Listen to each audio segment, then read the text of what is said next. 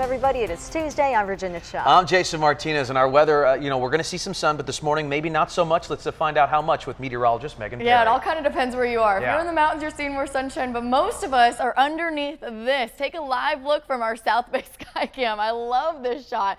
That is what we call a juicy marine layer down below. You may run into some sprinkles, some mist, even some drizzle early this morning.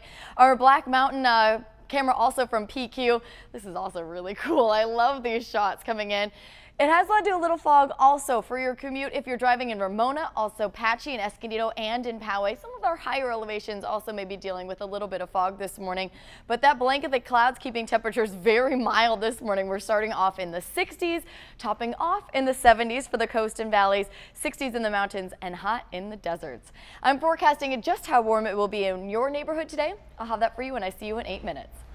Thank you, Megan. Developing story here. The trial over how this young boy died will begin wrapping up today. He died after getting the disease known as rat bite fever from his pet rat. Now, the outcome could really change the way Petco does business moving forward.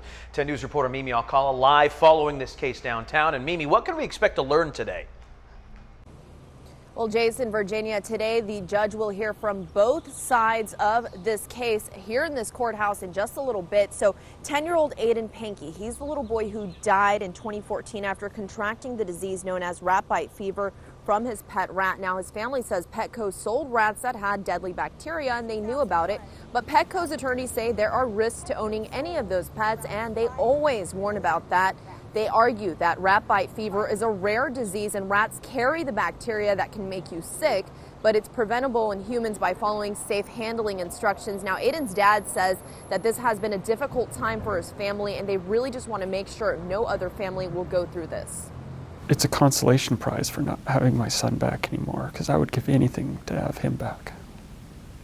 But nothing will bring him back, and so I just have to fight as hard as I can to make sure this never happens to another person.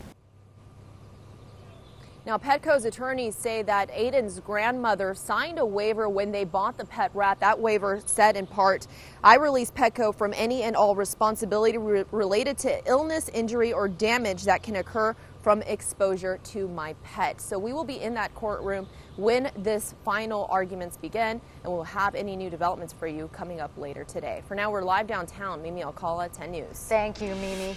Happening today, kids will be singing outside their school to try to save their music program. 10 News reporter Mary McKenzie live in Scripps Ranch. So, Mary, this is just a response to their teachers getting pink slips, part of the district's big budget cuts.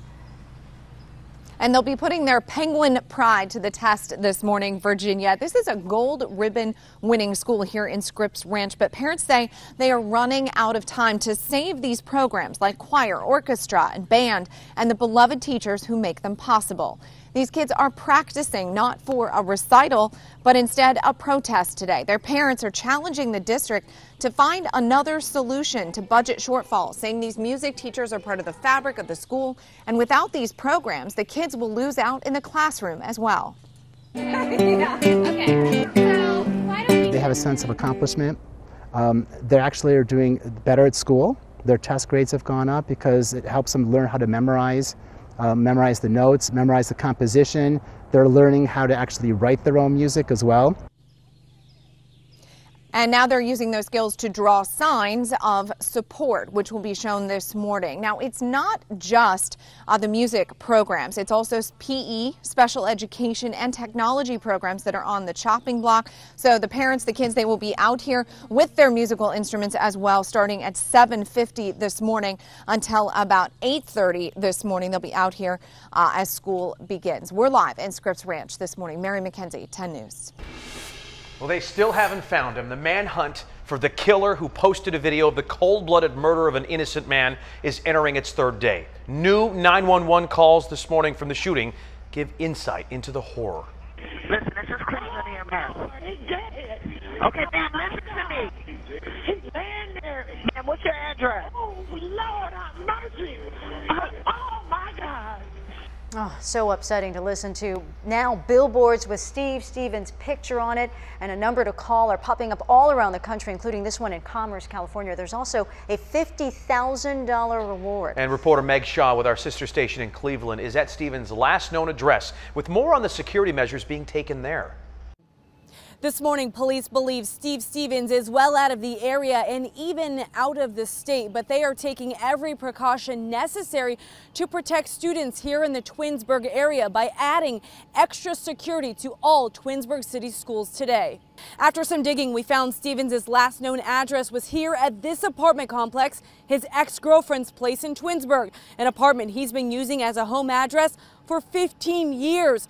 Twinsburg police tell us they've never been called to the home in the past, but we've discovered they recovered weapons during a search of the home on Sunday after his video was posted. But just one day earlier, a neighbor tells us he saw Stevens outside the apartment and says he knew something was wrong. He just had a mean look on his face. He was walking around, hands in his pockets. He didn't look too happy. On top of the added security at all Twinsburg schools, they will also have police officers present at this afternoon's athletic events, as well as at the elementary schools during recess times. In Twinsburg, Meg Shaw, back to you. This horrific video spread on Facebook. It was there for 3 hours, and today Facebook CEO Mark Zuckerberg will talk more about their response to the case. Is there more that can be done to prevent something like this from spreading again? He'll be speaking about the shooting and some other recent controversies at the company's annual conference in San Jose. We'll be staying on top of all angles of this story today. As soon as Stevens is found or there's any other breaking developments here, we'll send you an alert on our 10 News app. 6:07 new from overnight. Vice President Mike Pence has started talking to Japanese leaders in Tokyo. They're expected to focus largely on trade, but they have already touched on North Korea. Prime Minister Shinzo Abe on the right there says Japan is hoping for peaceful dialogue with North Korea, but that it's also necessary to pressure North Korea to take things seriously. Pence warned North Korea again today. The era of strategic patience is over. And while all options are on the table, President Trump is determined to work closely with Japan, with South Korea, with all our allies in the region, and with China. North Korea has so far remained defiant, promising more missile tests in the future. The most recent one that happened this past weekend was a failure. A crime alert, a man still on the run after a brutal attack and possible hate crime. That victim talking to 10 News just after being released from the hospital. Kevin Raspberry right there says a man by the trolley stop in Logan Heights just walked up to him and for no reason started beating him. Witnesses tell police the man was screaming, using racial slurs, stomping Raspberry's face and beating him with bamboo sticks.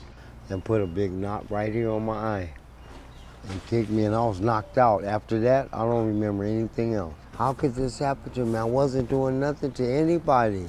Police still haven't tracked down the attacker. He's described as a clean-shaven Hispanic man. He has an S and a D tattooed on the backs of his legs. 6:08 happening today, the fight to keep a killer behind bars. A parole board will again consider the case of Mark Radke. Radke was convicted more than 25 years ago of killing one of his Chuck E. Cheese co-workers here in San Diego. Radke slashed 16-year-old Jeff Rudiger with a knife, beat him with a hammer. Local Deputy District Attorney says this is more important than many realize. This is a life or death decision for residents of this state. That's how bad this decision can be. And that's what I think the decision makers need to realize. And it's a life or decision for another 16-year-old boy that happens across the path of this inmate. If the board does approve an early release, Governor Brown would still have to sign off on it. Radke maintains he's innocent. Well, just about 6:10 this morning on a Tuesday, and Megan, fog is a thing this morning. Yeah, so maybe a little bit of drizzle, some mist for some fog for other areas. We actually didn't start off with much fog, mainly in the mountain areas, but our marine layer is getting a little bit lower, and we've seen the visibilities drop since we went on air at 4:30. It's not horrible for most areas, like Escondido and Poway, pretty patchy, about 3 miles of visibility there, but look at Ramona, less than half a mile. So if you're traveling along the 67 in Ramona area, you might want to leave a little extra early. If you're headed out to the Padres game, they take on the Diamondbacks 7:10 first pitch. Temperature's about 66 degrees then, and we don't move much after that, mainly because those marine layer clouds will roll back in tonight. 60s and 70s along the coast, mid 70s for our inland neighborhoods, and breezy this afternoon. I'm going to